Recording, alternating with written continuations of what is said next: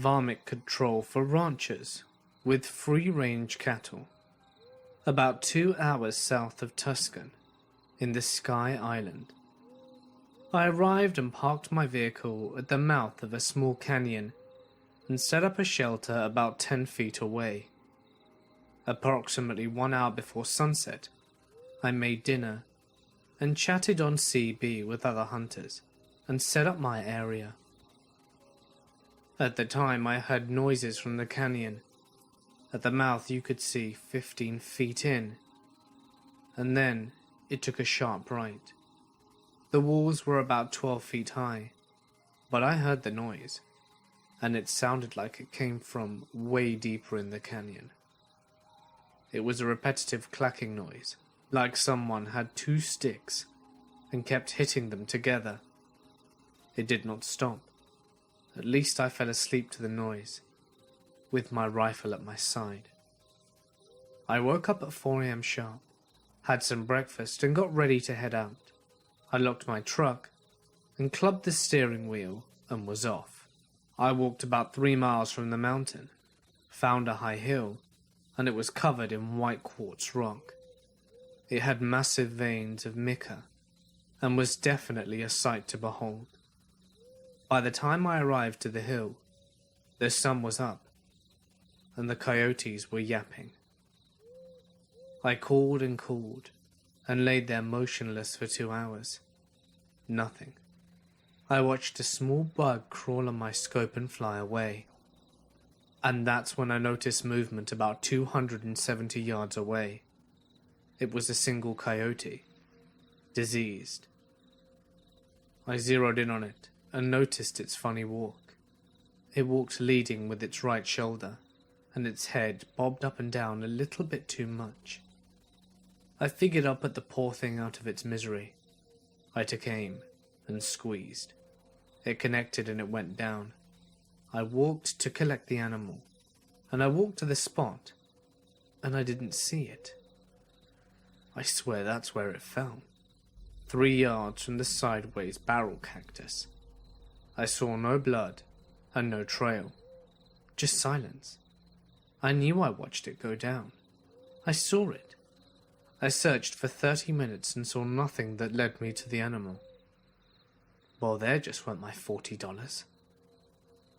I called it a day and was getting a little warm and my arms were sore from the rifle. So I hoofed it back, slowly, in case I ran into the bed of my truck. I was set facing into the maw of the canyon, dead center of the entrance, in the shade of the walls, and that's when I heard it again, the clacking.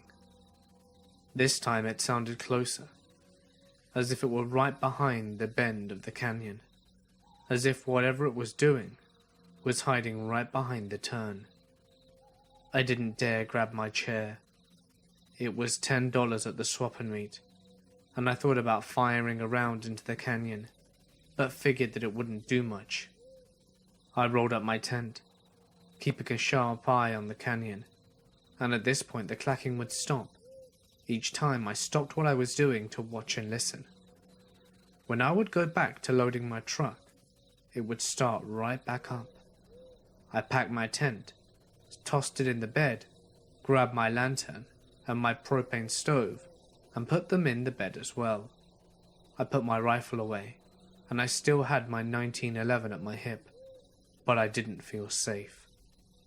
I jumped in my truck and started it. I watched the canyon. Nothing. Not a sound. Just the low rumble from the cold started truck. I let her run a bit and warm up. At this time the canyon was filled with sunlight as it was noonish, and I felt a sense of bravery, and I wanted to take a quick peep around the bend of the canyon. So I let my truck run, grabbed my pistol, and I approached the canyon. I stood at the mouth, listening for any shuffling, clacking. But there was nothing. It was bright from the sun, and I led with my gun. I stood about 5 feet away from the bend, unsure what was waiting on the other side. I thought to myself to just grab the chair and book it, but I needed to know. I leaned in slowly around the corner and saw nothing. It went about 20 feet in and then a dead end. I did notice animal tracks, hoof marks and coyote tracks. I didn't notice any animals during my stay, and these prints looked fresh. I stood at the corner facing down at the dead end. 2 very smooth rocks lay at my feet. They did not look of the region. They were light red, smooth, as if they were from the rivers. I turned away, grabbed my chair and drove off. I felt as though I was being watched. I swear there were eyes on me, and they knew that I knew. I felt like a game, like they were the mouse and I was the cat. However, I wouldn't chase. Now I've encountered relics of Native American tribes in the area. Old clay pots, napped tools, smooth stones to grind grain on. But I had thought the tribes were long gone. I spoke to a good friend, a fellow called Hugh. His last name was Huerta. He came from the lines of tribe members. His mother and his grandparents 100% Pascua blood. His father was Mixtec, and he spoke of the medicine men that would curse animals and was said to be shapeshifters, evil beings that were turned the wrong way from the magic. He said what I had experienced was from one of the spirits playing games to get me away from their lands. He said he'll have his abuelo pray for me and that I should stay the night at his parents' house, and was blessed so that I would be safe. And so I did. So a few weeks later, me and my friend Hugh had a day on our schedule where we were both free and had time. We made the day to head out to the spot and maybe look for clues or see if the rocks were still there. Hugh said his elders would disapprove of this because it attracts bad spirits when one messes with them. He felt like the area needed closure, that a prayer would maybe cleanse the spot of the evil. So we made a lunch, loaded some supplies, and headed out around 2:30 a.m. We arrived just as soon as the sky began to lighten up. It was still dark, but to the east the sky was waking up. I drove and stopped the truck about 300 yards away from the canyon. It was silent in the desert. Not even a cricket was chirping. No birds were singing. No coyotes were laughing. It was dead quiet, and we were being watched, Hugh said. We are not of the area, and they all know it. He had his way of speaking in riddles, and he was very poetic in his words. No wonder he had trouble getting dates. We hiked to the area, and we arrived at the campsite. My fire ring was still there, and there were animal tracks going in a circle of the fire ring, as if the animals were dancing around the ring. It was almost too perfect to be planned. I was scared, and Hugh seemed at peace. I watched his face, and I felt safe with him. At this point, there was a light, but the sun was still hiding behind the mountains to the east. It was still quiet. Hugh made his way to the canyon and stood at the mouth and looked on it. He had a smaller leather pouch with him. It had herbs and some local plant life deemed medicinal by his people. He tied the pouch to a saguaro rib and rested the staff at the edge of the canyon at the mouth of whatever it was home. He spoke in a tongue I didn't know, and he sat in the dirt. He prayed. He stood up and raised his arms to the sky. I felt lighter after that.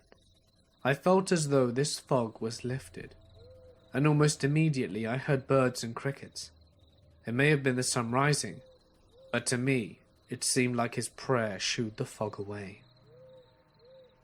It seems almost fairy tale what happened that morning, but my parents have told me that Native American magic is not something to play with.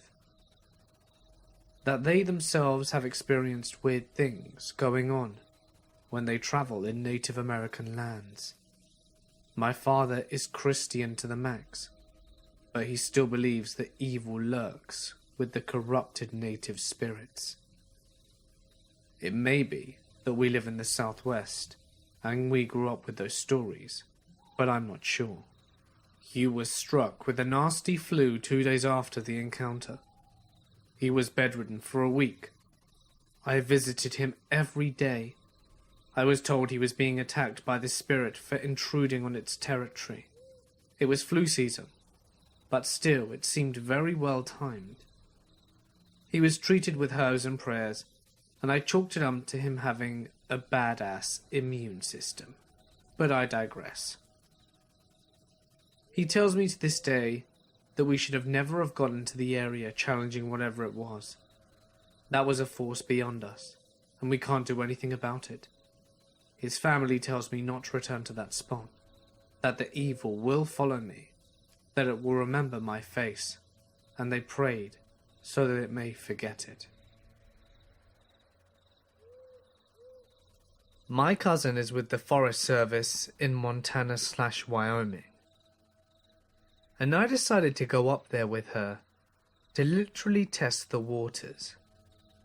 She does hydrology and has to ride out to the middle of nowhere to test streams and snow runoffs to ensure no contaminants. So I thought that sounded fun and wanted to go do a bit of a tour with her. So we were going to have a camp out there for 2 nights. So we packed all our gear into our saddlebags and started out. The first day and night were amazing. Beautiful scenery and amazing air quality. It really is so peaceful out there. I love that area, and I wish I could go up there more often. We started out on the second day, and my cousin said, "Do you want to see something weird?" Of course, I said yes, and she led me to a bit of a side journey into this tiny little ravine. We ended up traveling around 2 hours out of our way from the actual path. At the very end of this fold in the land, she dismounts and tells me to get off my horse. We tie them up in this gorgeous little clearing, and she tells me to follow this tiny wildlife path and bring our little rechargeable radios. It's one of those that you can plug in or wind up. It also acts as a lantern if you really need to, but it kills the batteries very quickly. I do, and out in the middle of nowhere, there is a huge coil of wire sticking out from the ground. The wire itself was not weirdly large, like someone buried a transmission wire, but small, like a 10 to 12 gauge wiring for a house. It trailed off into the bush and trees, so naturally I decided to follow the damn thing out of curiosity. My cousin trails behind me as I do, and this wire, after coming up straight from the ground, is strung across limbs of trees, then back off into the ground, and it snakes around rocks, and finally dead ends into an outlet. The outlet is mounted on the side of a desk. It looks like a school teacher's desk from when I was growing up, with a metal base and a pseudo wood/plastic top thing. No chair, no building, no nothing. Just this outlet and a desk. I'm staring confused as hell. Why is there a desk in the middle of a forest? And then my cousin takes the radio, pulls out the cord and plugs it into the outlet. And then it just lit up and started blaring static. The wire was being fed from somewhere. Now, the place where we were had absolutely no road access, and no buildings for many, many miles, with no other people around, and yet there was a live outlet. Weird as shit. I used to work for Noranda Explorations as a geologist assistant in Canada, Northwest Territories. Once I was out with a geologist in a 2-man camp right by a lakeside and would travel the area by Zodiac. We were approaching our campsite around 3 p.m. one afternoon, and we could see our sleeping tents were trashed. The area was filled with black bears, and we obviously scared one away. It was strange as it didn't touch our meat pit or our kitchen tent. We were forced to sleep in the kitchen tent, and there was one open food, just canned goods. We crawled into our sleeping bags, and around 10 p.m, I was just drifting off to sleep when we heard a branch snap, and my partner's mutt began to growl. We picked up the rifle, went outside the tent, and were greeted by a very large black bear that abruptly turned tail and ran. We ended up moving our camp the next morning to an island, but had to work in the very same area, and just played on your mind that you'd come across a bear sign, and there were times I would be alone with only a K-bar and spray for protection. I could never shake the feeling of being watched. We had 2 other camps going on that weekend. One camp had to shoot 3 bears. 2 were shot at their meat pit before the others began hightailing it. They shot that one too, as it would only come back. The other camp was on an island not far from land, and a bear made its way out there. The geologist shot it, but only wounded it, as it was a very dicey situation before he was finally able to kill it. I worked 2 years and never had a summer like that before. Like I said, I became very paranoid and anxious about working alone, and called it quits after the job was finished. When I was 14, I lived in a very rural area. As teens often do, I got very bored in my small town, and to alleviate my boredom, my friends and I would routinely explore the surrounding areas and go on long day hikes. There are 2 instances I can remember of being very creeped out on one of our expeditions. The first time was in the summer. My 2 friends and I decided to hike across several dozens of kilometers. We of course prepared adequately, as any group of 14-year-olds would. We had water and a bag of jerky between the 3 of us.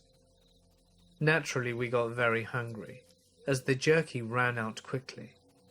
To combat this, we decided to cut through the back roads and the farmlands, so that we could get to the highway faster and thusly to food. After about an hour of hungry hiking, we came upon a little village that was all gated up and surrounded by brambles. This itself isn't too creepy. What was creepy was the fact that just inside the gate was a mountain of cattle corpses.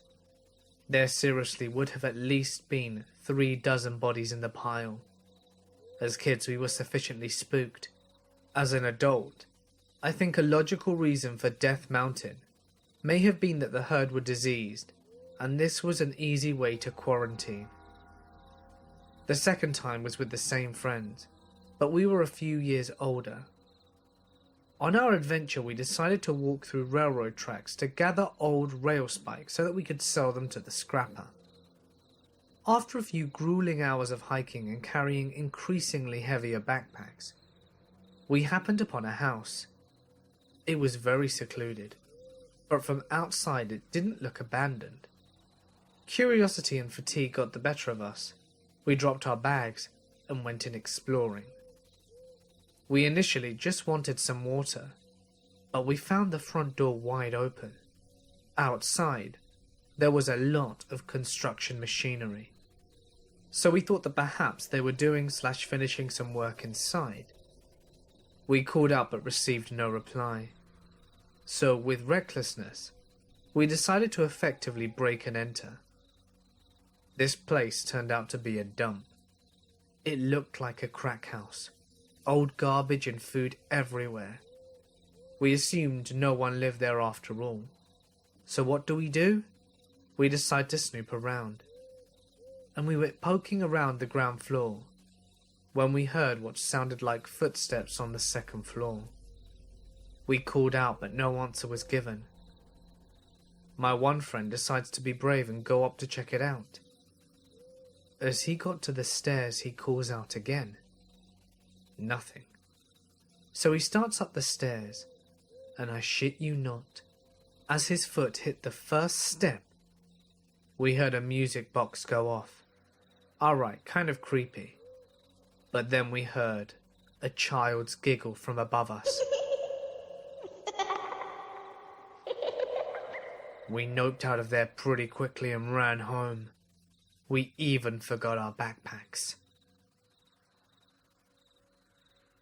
I had a strange experience driving between LA and Las Vegas, like some of these stories. I was driving on a long, 2-lane road leading to a highway with my brother, and we were the only ones on the road for several minutes at a time. Someone would come from the opposite direction every 15 or 25 minutes. It was pitch black, except for a meager amount of crescent moonlight, just enough to see the silhouette of the hills and mountains around, when we noticed that a car is speeding up from behind. That's fine. I'm not in a rush, and with this approaching car's rate of speed, I was happy to let him pass me. I hate worrying about tailgaters, but when it gets to about a quarter of a mile from us, it kept pace with us perfectly. We'd bend around a mountain, and the lights would go away for a few seconds and then reappear. We'd go up a slope, and down an incline, and it would fade and reappear. I immediately got suspicious, and squint a little harder into my rearview mirror. There was nothing below the lights touch the road. No wheels, nothing.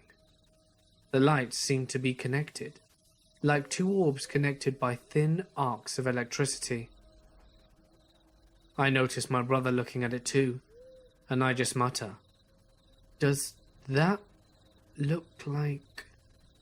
I couldn't really form a good sentence at this point, and he nods at me, and we laugh nervously, not knowing what else to do.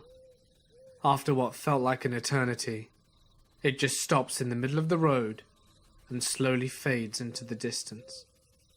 We never really spoke about it since, but I think I need to call him up to confirm we saw the exact same thing.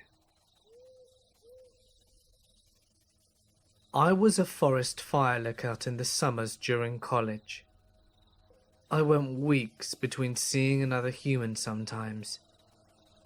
Some of the first things I witnessed or heard whilst doing the job are just flat unexplained.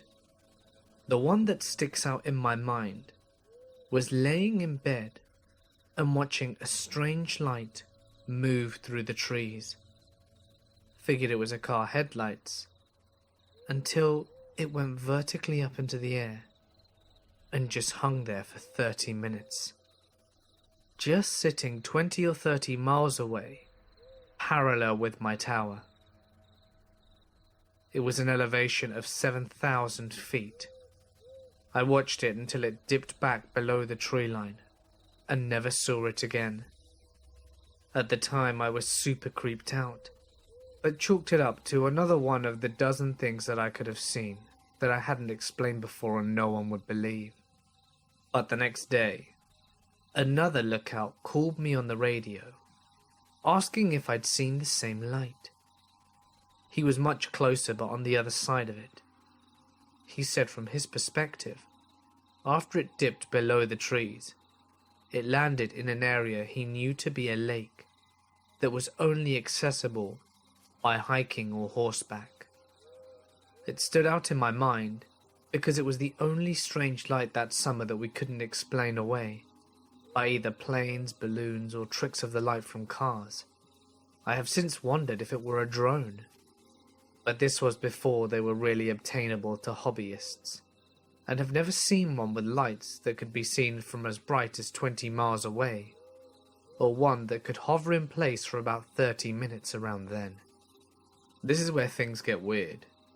The lake where the lights settle down into, according to the other lookout, is a pretty popular spot for fishing trout. That summer, the lake developed some form of algae, or just something, and all the fish died off. They stocked it with fish, and they just kept on dying. No one remembers this happening before that summer that we saw the light land in it. It was like this for the next 2 or 3 months that I came back as a lookout. No fish could live in it.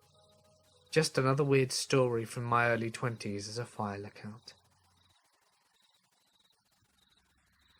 So this batch of new recruits are a week into their enlistment, and one guy wants to win the Best Recruit Award, and is trying his best to shine at every opportunity possible, bootlicking included. So it was past midnight in the wee hours of the morning, and the recruit is somehow awoken from his sleep. His bed is right next to the window. He begins to hear footsteps coming from outside the window, drawing nearer. He sees an older man in uniform walk past the window. His face he has never seen before.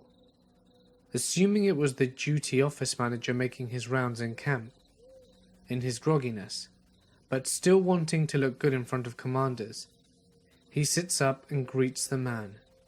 "Good morning, sir."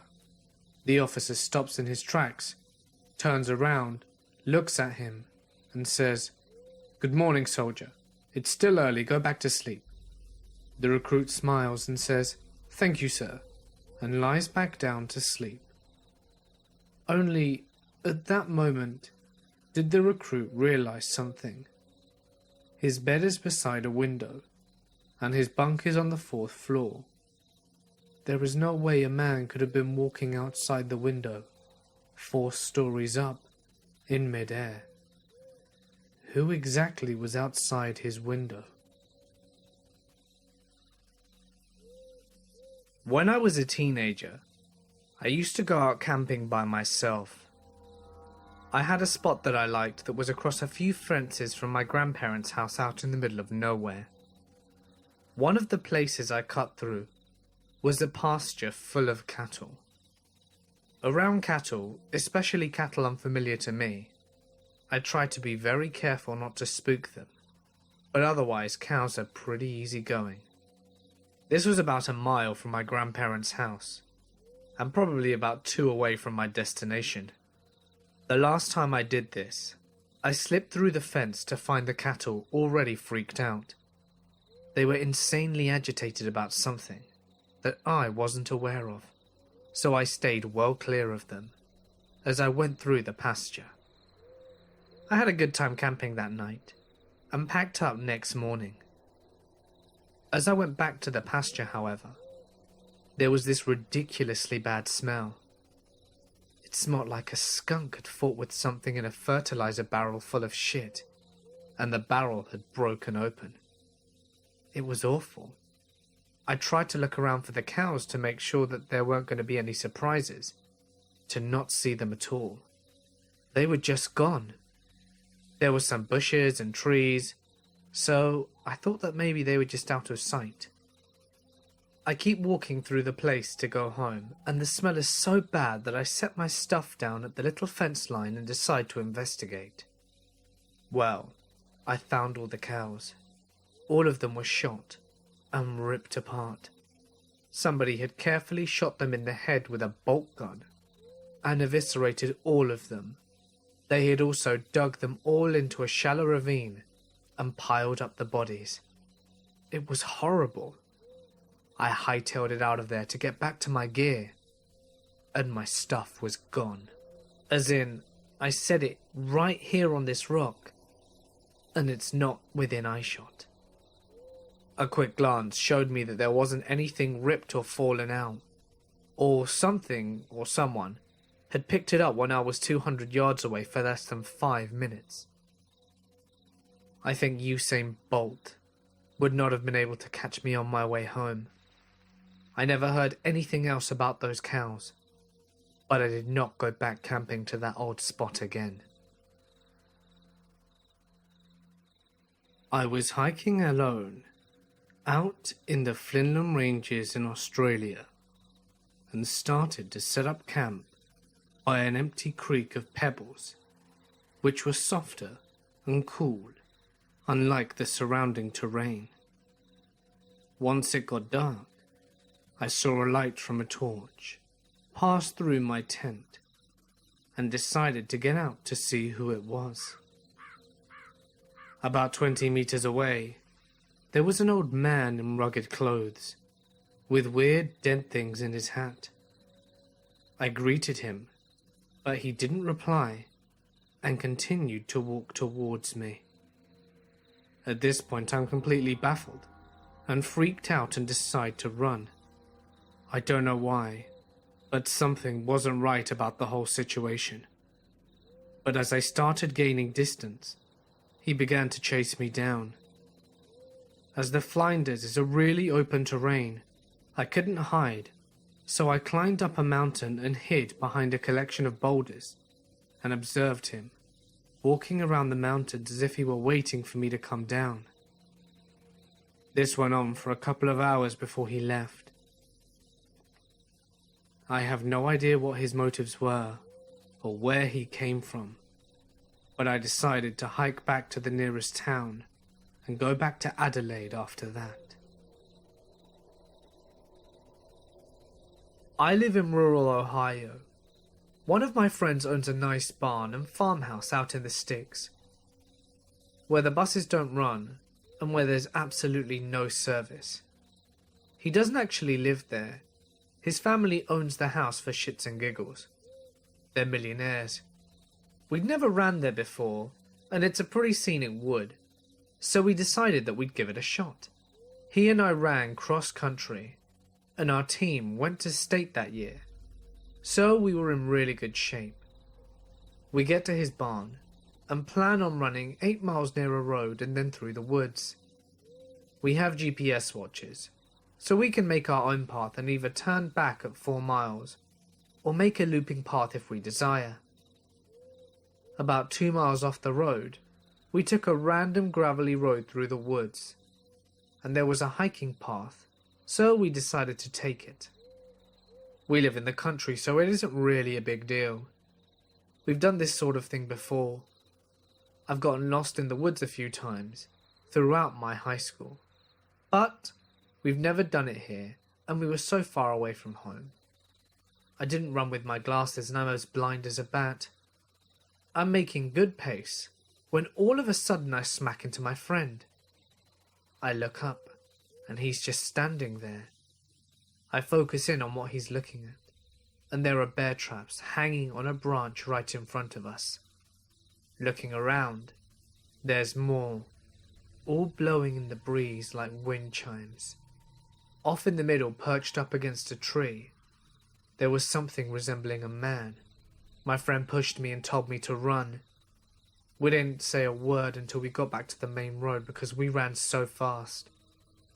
Turns out my friend saw what looked like a bloody scarecrow leaning against a tree. I had been out stargazing and was sleeping out in a park near a town. No tent, just a sleeping bag and pad. This was a fairly popular area for joggers and walkers, and I had found a nice spot in a field, a few hundred meters from the top, obscured by tall grass and bush, but with a nice view of the valley below and mountains in the distance. It was very nice, and I saw some shooting stars, heard coyotes singing in the distance, and slept very well since it was a warm summer night. In the morning at the crack of dawn, I was woken up by one of the strangest performances I've ever witnessed. Above me on the hill, I could hear some kind of chanting. Due to my concealed location, I couldn't actually see what was going on, and I wasn't keen on moving to a better vantage point, lest to be seen by the group. A man's loud and deep voice was half chanting, half shouting in a language I couldn't identify. It sounded like Latin, and it was definitely not Spanish, although he kept repeating a word which sounded similar to diablo, Spanish for the devil. There were other voices too, but he was clearly leading whatever was happening up there. Eventually he finished his chant, and there were some cheers and whoops, and then the entire group silently departed. After waiting a while to make sure I was clear, I went up there to where the sound had came from, and there was no physical evidence of whatever had happened. I asked everybody I knew in town if they had any idea of what it might have possibly been, and nobody had heard of anything like it. To this day, it's one of my greatest regrets not peeking out of my hiding spot and see what the heck was going on. I was out for a long run, probably around about 12 miles on dirt roads through Iowa farmland. Plenty of abandoned barns and old buildings alongside it. As I'm running, I see this figure up ahead walking on the road. It's an old man, fairly well groomed. I could have compared him to anyone. He looked a little bit like Jerry Sandusky, but greyer, and with more black in the corners of his mouth than eyes. He was wearing a white sweatsuit and carrying a plastic bag over one shoulder. It looked heavy and full.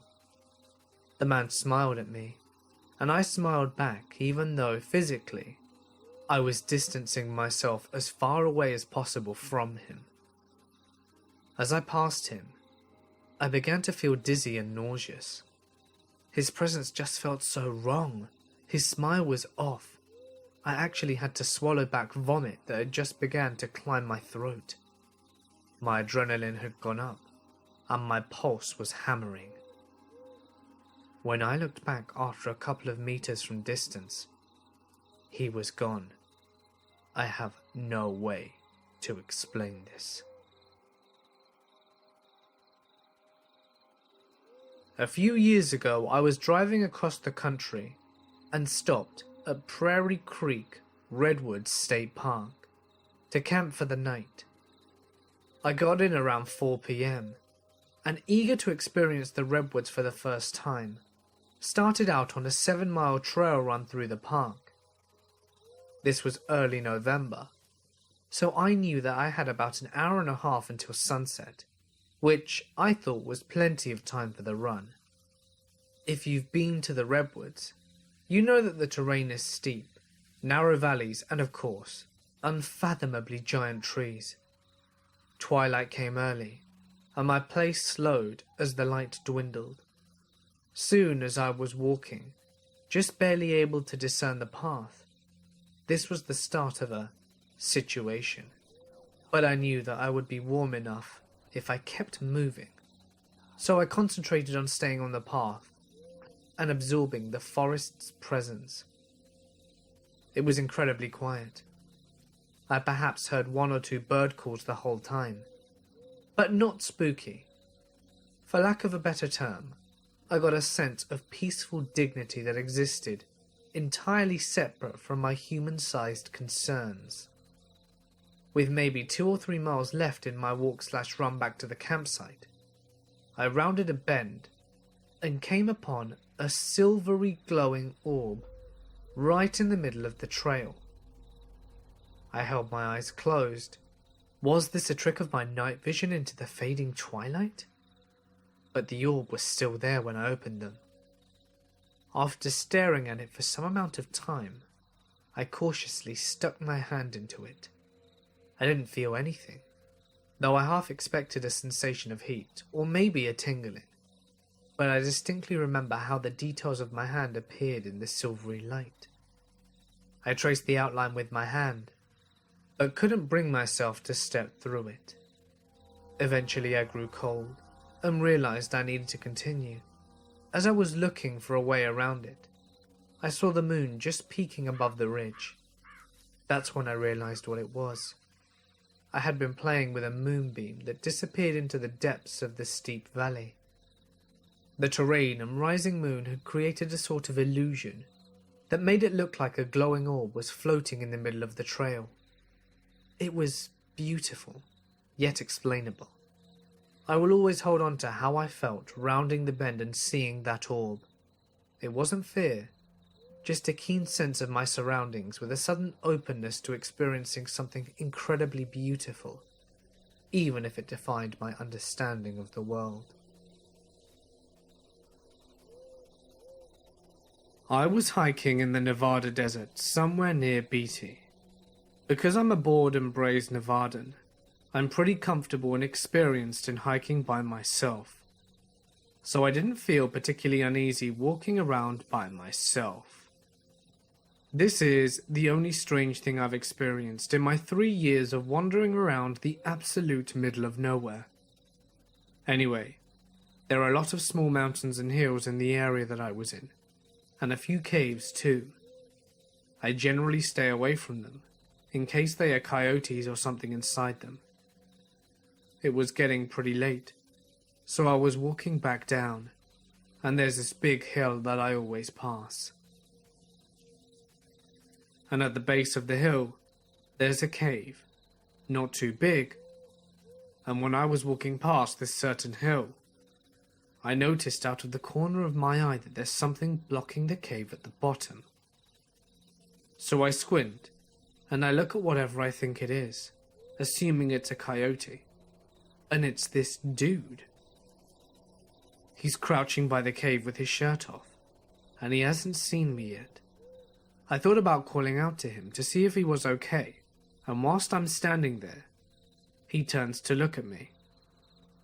I was thinking, oh okay, maybe he needs help with something. Maybe his dog ran into the cave or whatever. I raise my hand to start to wave, and this guy stands up really slowly, and then he charges at me. He runs quite strangely, with his hands by his sides, poking out kind of like an L shape. He's about 100 or so yards away, so I just stand there for a moment, dumbfounded, because I have no idea what he's doing. It becomes very apparent that he's not so friendly, so I haul ass out of there. I'm a thick guy, and I'm not particularly afraid of being caught, just very confused. I see the road I started on far away, and I plan to cross it and run straight into a shop or something, when the dude starts making strange noises. He's yelling in a weird, kinda tired but guttural way, and I can hear that he's slowed down and is far behind me now. He just keeps yelling these weird noises. I'm not sure if it meant anything, but after I got some distance I heard him throw a rock. I kept running until I got to town, and can still hear him yelling behind me. On a 2-week solo backpacking trip, I had 4 days in seclusion between ranger station check-ins. On the first day of the seclusion, I felt like I was being stalked. I lay in my tent that night, and I could hear what sounded like footsteps around my camp, but nothing came close. In the morning, I checked all around and found no evidence of footprints or having any wildlife around me. I broke down camp and took off trying to put it behind me. The second night was the same thing. I grew so paranoid that when I couldn't hike during the day, I would go over rocks and walk through streams. Anything to try and break the trail so that I couldn't be tracked. I'd go around a blind turn and then sit there for an hour, waiting to see if anything would come up behind me. At night I couldn't sleep for more than 10 or 15 minutes before waking up. Finally I got to the ranger station check-in and told them what I had been experiencing. I went and set up camp as close to the station as I could, and later the rangers offered me to sleep on their couch for comfort, as I could actually sleep. I accepted and stayed the night indoors. I walked out to my camp in the morning, and it had been destroyed. My tent was cut on the sides, sleeping bag ripped apart and turned inside out. The rangers came to report it, took pictures of everything, and I ended up getting one of the rangers to give me a ride back to base camp, so that I could go home the next day. Not sure what was stalking me, but it scares me shitless to this day. My uncle owns land in Zion Ponderosa Ranch in Utah, so the 4 of us went to go camp there for my birthday weekend. Zion Ponderosa Ranch is kind of like a camping community in the woods, There's a bunch of families there, and they all know each other, and it's a pretty friendly place. Everyone knows who owns what part of the land and stuff. Whilst we're camping, this average hillbilly-looking dude came to introduce himself to us. He told us his name was Brian, and that he was staying up in the road in the cabin, and that he was staying up the road in a cabin. Nothing too weird, so we welcomed him and gave him a couple of beers and fed the dude some tacos. A friend of ours, called Tim, who owns the land next to ours, came over to hang out. Tim knows everyone around, but has never seen this person before. This time, Brian introduces himself to Tim as Justin, maybe a middle name. Then the mystery dude excuses himself to feed his neighbor's cat, and leaves on his ATV like a bat out of hell, and comes back in 5 minutes completely drenched wet. We didn't ask any questions, and in the 5 minutes that this dude was gone, another neighboring family came over and asked, since we were hanging out with the guy, if we could tell him to be more careful, since the family had children running around, which was completely understandable. The dude then comes back, and we tell him about the family concerns, and that his driving could be a danger to the children. "Screw the kids. Who the hell are the kids to tell me what to do?" replies the weirdo. That was more than we were comfortable with, so we politely asked him to leave because he was drinking a lot and he had a gun. And we didn't know the guy anyway. We were already uncomfortable. He apologizes and leaves back to his cabin or whatever. And less than a minute later we hear gunshots coming from his direction. We all kind of freak out a bit. And guess who comes back to greet us?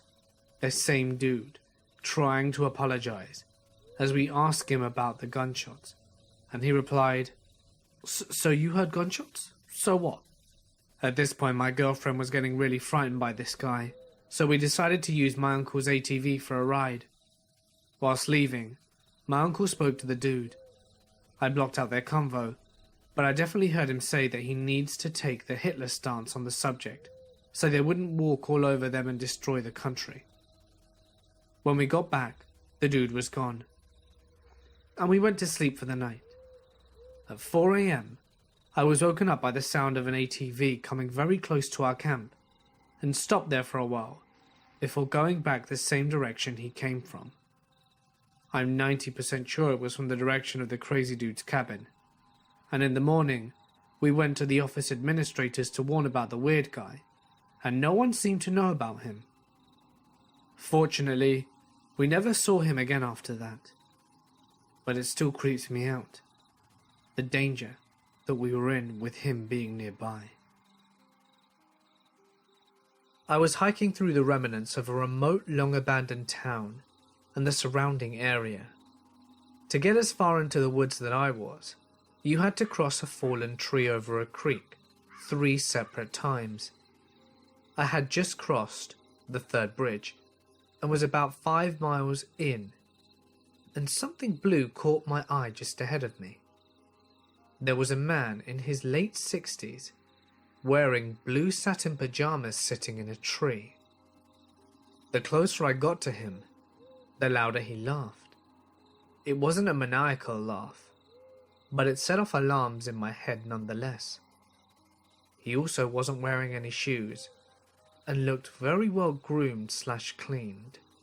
I gave him a friendly nod as I passed and he just kept laughing. Then it stopped. I turned and he was gone. No branches cracked, no plants rustled, no sounds were made. He was just gone.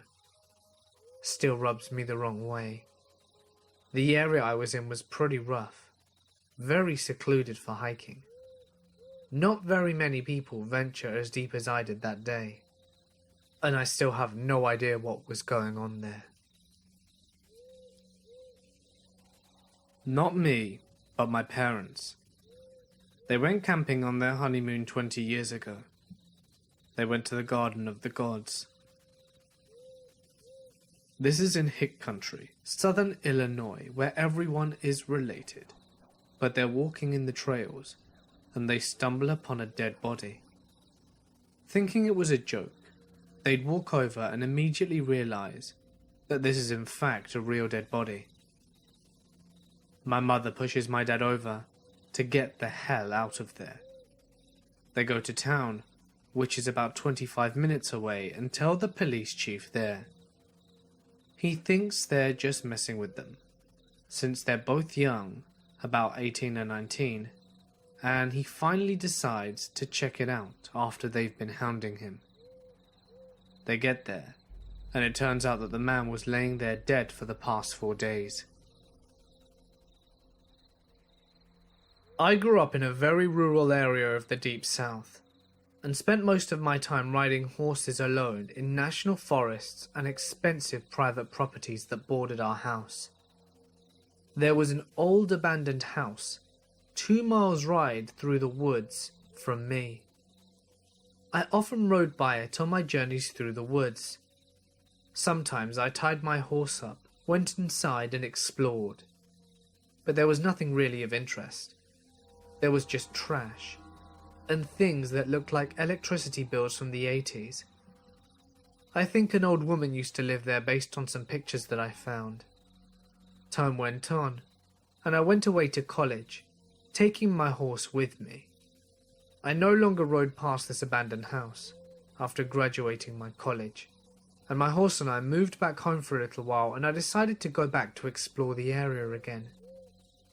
So I rode my horse the 2 miles through the deep woods to get to this house, which itself is probably 1,000 feet from a lonely gravel road that cuts through the forest. It is very secluded and almost creepy. The house is about 3 miles away from a paved road. I am less brave than I used to be, so when I entered the house I felt out of place and slightly scared. But I used my cell phone light to explore the rooms anyway. A lot was just as I remembered, but right as I was about to leave, I found half a skeletal calf in the corner of the entry room. I have no idea how the calf got shut inside a building. The doors were firmly shut when I approached it, and also the screen door opened one way, so it was impossible for both to be open at once for some creature to accidentally wander in. Furthermore, the nearest cow pastures were a good bit away from the house. I left the abandoned house with the image of my head of some deviant, cruelly trapping a calf in there for sick purposes. I hope I never have to meet the sickos who did that.